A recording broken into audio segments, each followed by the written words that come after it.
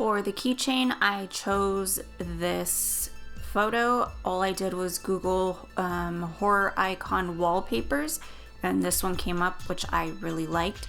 So what we're going to do is go to our shapes, select circle, and we are going to size it to the keychain size, which is 2 inches. And now we are going to scale the photo down to get as much of all 4 of them as possible in the circle to slice it.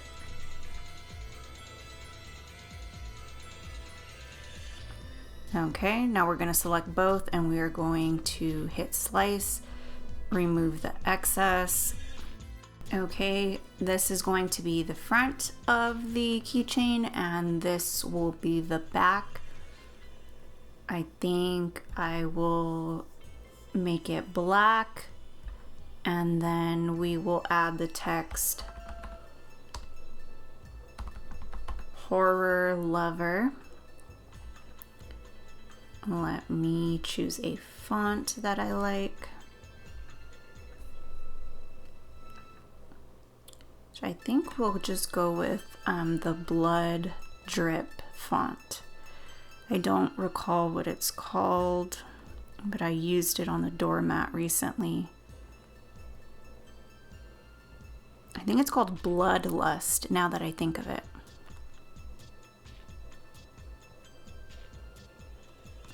Sure is. Okay. And then we will make it like that. Let's decrease the line space to make them closer together. And let me try to bold it so that you could see the blood drip better, which that didn't really help. And then also I am going to Google bloody handprints so that I could also add that to the back. So let me grab that SVG really quick. Okay, I got my bloody handprint and then I'm just going to place them around where it doesn't interfere too much with the writing.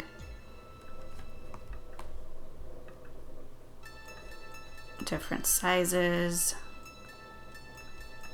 And I also noticed that when I select flatten, because we are going to print this and not cut it, it helped to be able to see the blood drip. So I'm happy with how it looks now.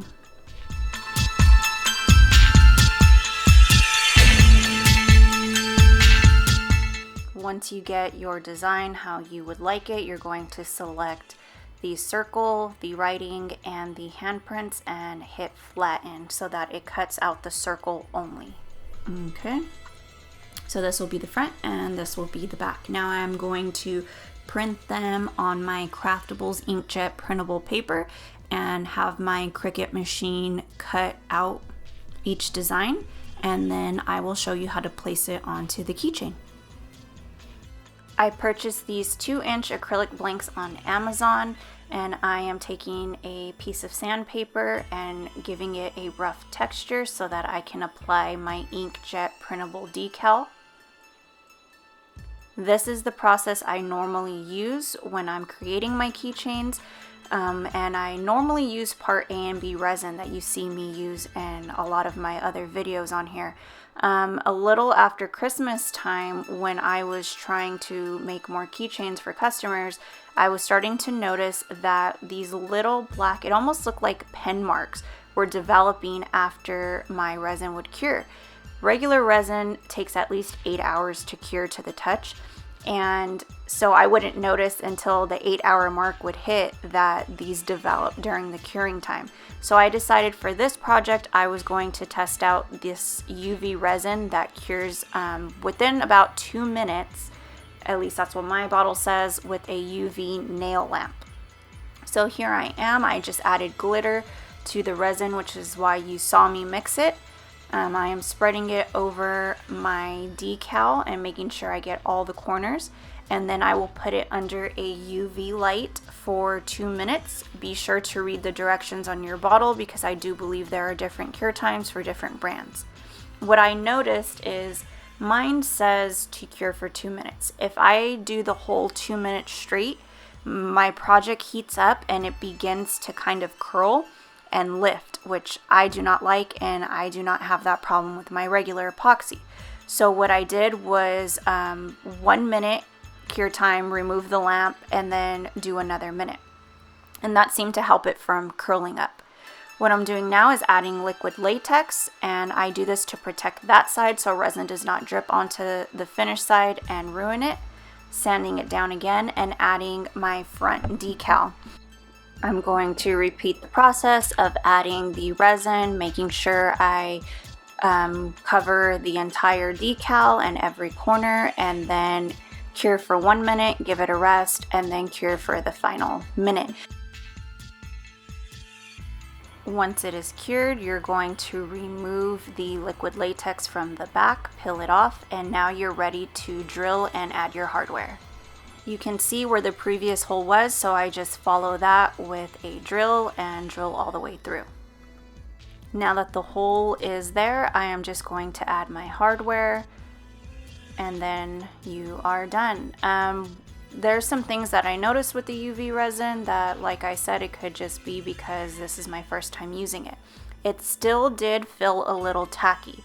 What I mean by tacky is when I touch my keychain, there was a bit of a stickiness to it. So I did have to cure for longer than the bottle said to try and get rid of it. Another thing that I noticed was that it seemed more fragile drilling the hole through. So what I would do going forward using UV resin is I would create the hole prior to adding the resin and curing, just to make sure that the project doesn't crack or get ruined. Now that's not normally a step that I would have to take if I'm using my regular epoxy, but like I said, I was having issues with it. Overall, the UV resin was much faster to use. Hopefully, if I create more projects with it, I will get the hang of it and learn the ins and outs of using it so that I can use it going forward. I am now going to add a tassel to the keychain. I love the way they look with just a little extra decoration here on the key ring. We are now done with the project. If you use UV resin often and you have any advice, tips, or tricks for me, please comment them below. I will forever be grateful. Thank you guys so much for watching, and I hope this was helpful.